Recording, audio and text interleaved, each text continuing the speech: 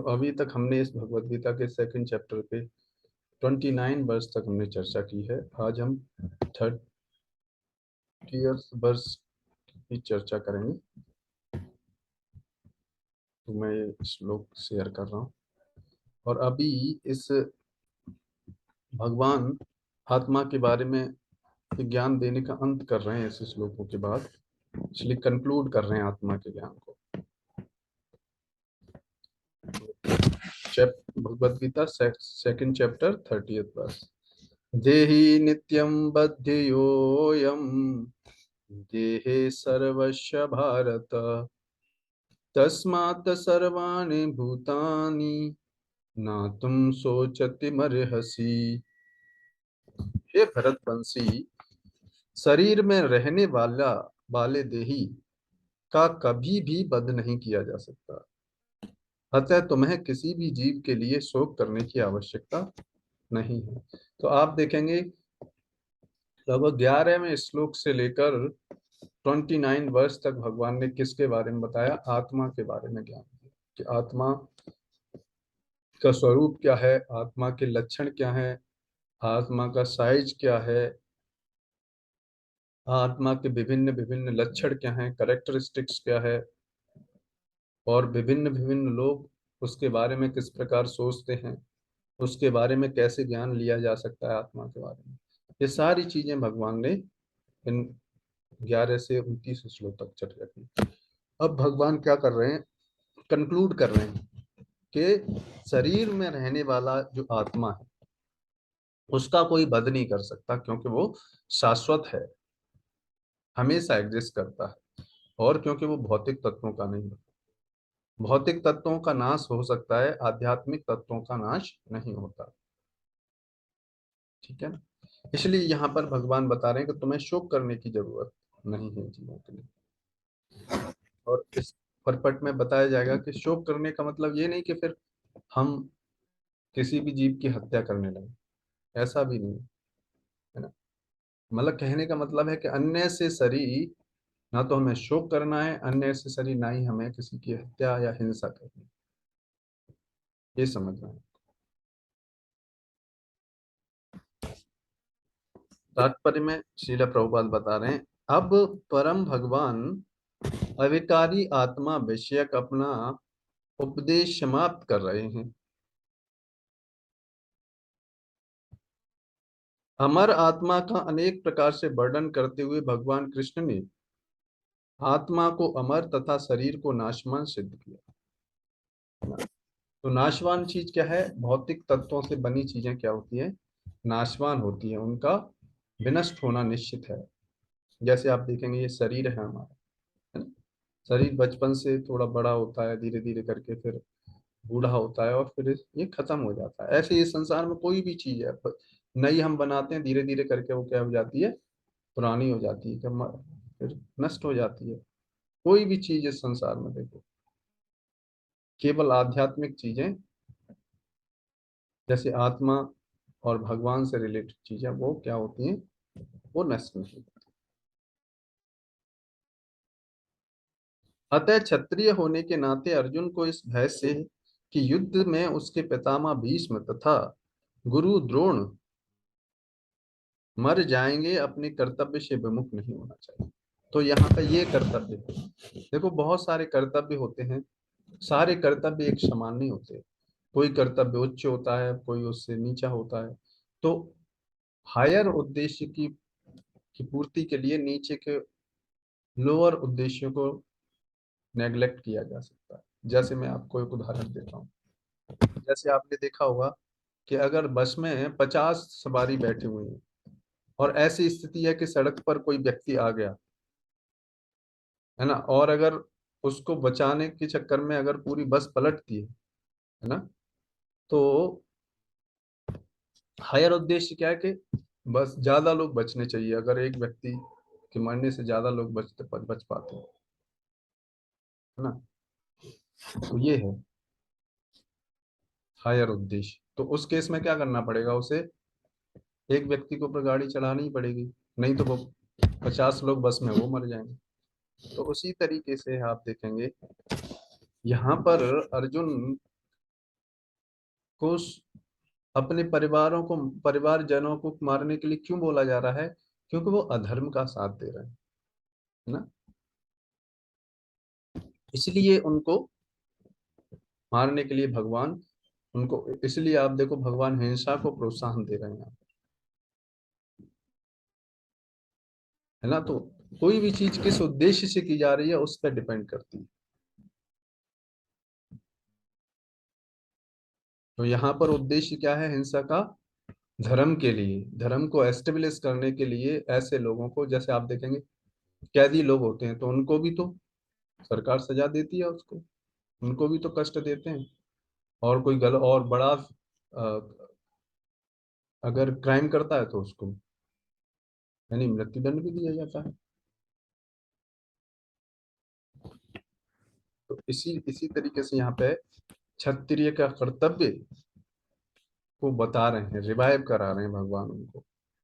क्योंकि अगर क्षत्रिय अगर वहां पे शोक करेगा उस उनके लिए और रोएगा वहां पे, तो युद्ध कहाँ से कर पाए, है ना। इसलिए भगवान यहाँ पे बोल रहे हैं कि तुम्हें शोक करने की जरूरत नहीं।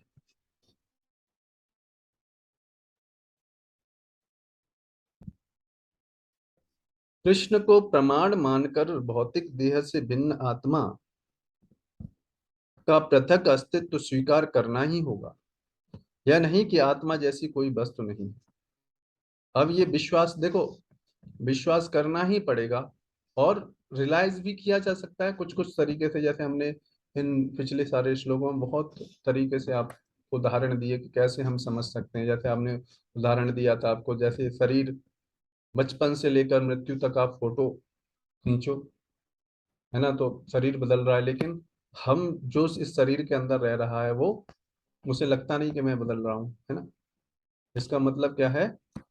इसका मतलब है कि हमारे अंदर जो आत्मा, हम जो आत्मा है वो नहीं बदलता, वो है हम, है ना। इस तरीके से महसूस किया जा सकता है। और दूसरा उदाहरण दिया था, जैसे जब शरीर, यही शरीर है अभी चल रहा है, लेकिन जब मृत्यु होती है तो, जब मृत्यु हो जाती है तब भी यही शरीर है, लेकिन क्या निकल गया उसमें से? तो जो क्या चला रहा था इस शरीर को, तो वो आत्मा है।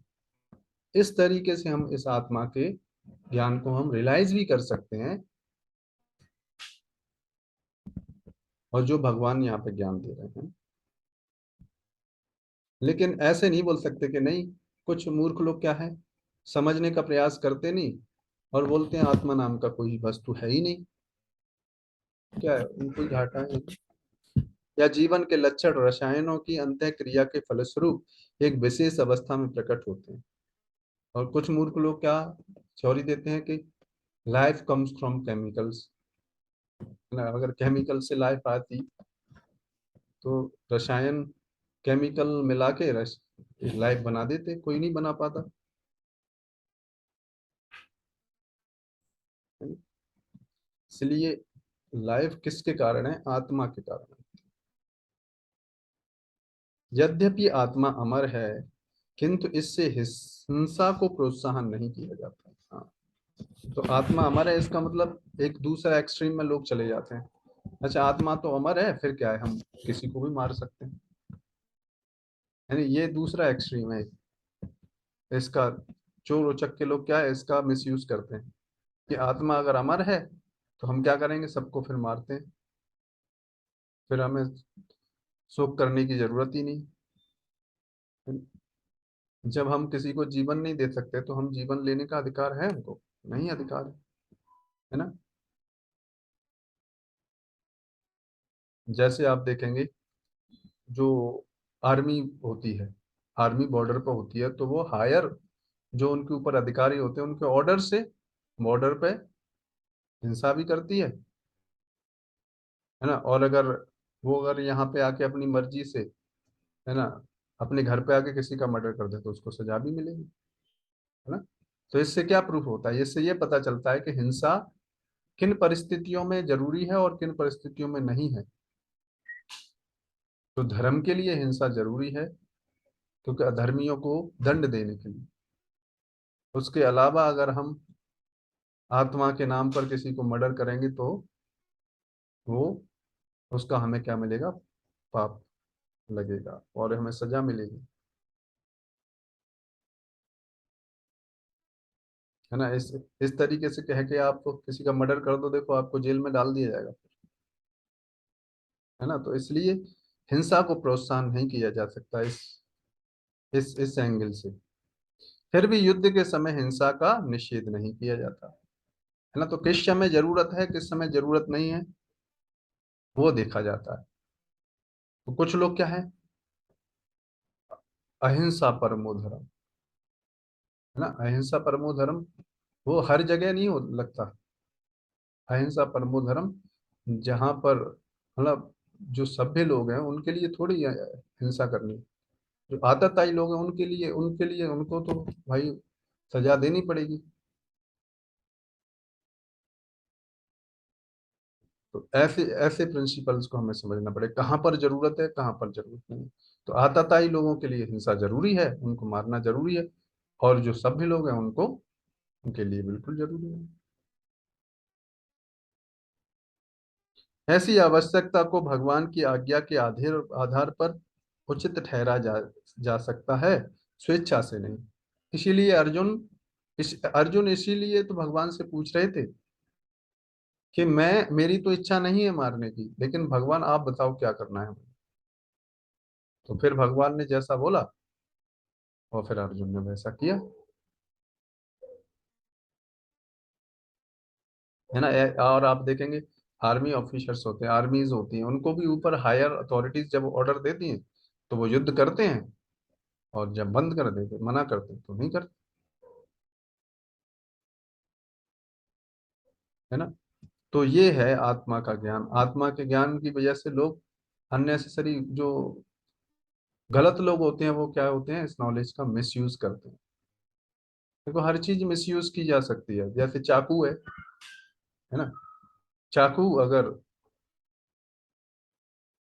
डॉक्टर के हाथ में आ जाए तो किसी का जीवन बचा सकता है नहीं, और वही चाकू अगर किसी चोर के हाथ में लग जाए, किसी की जान भी ले सकता है। ऐसे ही ये ज्ञान है आत्मा का, है ना। आत्मा के ज्ञान से कोई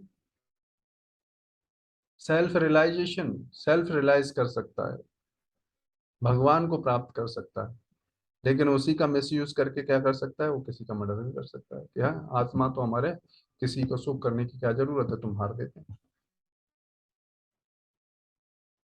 है नहीं। तो उसका क्या होगा, अगर वो ऐसे करेंगे तो उनको फिर पाप लगेगा, उनको सजा मिलेगी उनको, है ना। इसलिए समझना बहुत जरूरी है, ज्ञान को सही तरीके से समझना बहुत जरूरी है ना। कहाँ पर अप्लाई करना है, कहाँ पर अप्लाई नहीं करना है। तो भगवत धाम जाने के लिए आत्मा का ज्ञान हमें अप्लाई करना है, गलत तरीके से नहीं, इस तरीके से, ठीक है। तो इस तरीके से हमको ज्ञान समझना चाहिए।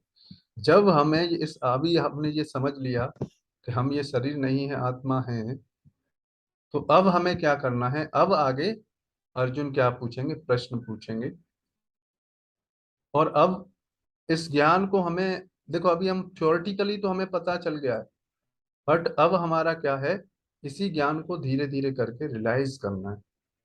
अब इसी ज्ञान को अपने जीवन में उतारना है ना। जब हम ये शरीर नहीं है, है ना, तो शरीर किस लिए मिला है ना। शरीर मिला है इसलिए शरीर की को वो इसलिए शरीर का डिमांड, शरीर की जो बेसिक नेसेसिटी है वो फुलफिल करके, जो आत्मा को जो शरीर मिला है किस उद्देश्य के लिए, उसके लिए हमें कार्य करना है ना। आत्मा का उद्देश्य क्या है, भगवान की सेवा करना, है ना। तो अब हमें क्या करना है, अपने स्केड्यूल को, अपनी दिनचर्या को, अपने प्रोफेशन को, सबको इस तरीके से चैनलाइज करना है, या फिर उसको इस तरीके से मेंटेन करना है कि हम इस आत्मा को भगवान से प्रेम करने के लिए या भक्ति करने के लिए समय निकाल पाए। कम से कम 2 माला जप, एक भगवत गीता का श्लोक, कम से कम इतना हम डेली कर पाए, तो फिर क्या होगा, ये ज्ञान हमको धीरे धीरे और रियलाइज हो पाएगा। और भक्तों का संग करें, भक्त प्रश्न है तो उनको पूछें, ये धीरे धीरे करते रहेंगे हम, तो आप देखेंगे यही ज्ञान हमारी समझ में आने लगेगा, है ना। और फिर हमारे हृदय में जो सुप्त प्रेम है वही धीरे धीरे जागृत होने लगेगा भगवान के प्रति। हमारे हृदय में अभी भी प्रेम है, लेकिन क्या है, वो आकर्षण क्या है, इस संसार की विभिन्न विभिन्न वस्तुओं के प्रति बट गया है। बस उसी को इस ज्ञान और भगवान के नामों के जप करने से क्या करना पड़ेगा, भगवान की तरफ आकर्षित करना पड़ेगा। जितना ज्ञान भगवान के बारे में हम लेंगे, जितना भगवान के बारे में हमें पता चलेगा, उतने उनके गुणों से हम आकर्षित होते जाएंगे। जितना हम भगवान के नामों का जप करते जाएंगे, वैसे वैसे हमारा हृदय निर्मल होता जाएगा, है ना। तब हम इस भौतिक संसार से निकल सकते हैं, जो कि हमारे जीवन का असली उद्देश्य है। ठीक है, तो आज के सेशन को हम यहीं पर विराम करते हैं। अगर आपका कोई प्रश्न हो तो हम ले सकते हैं, आप अनम्यूट करके पूछ सकते हैं, नहीं तो हम इसको यहाँ पे विराम करेंगे।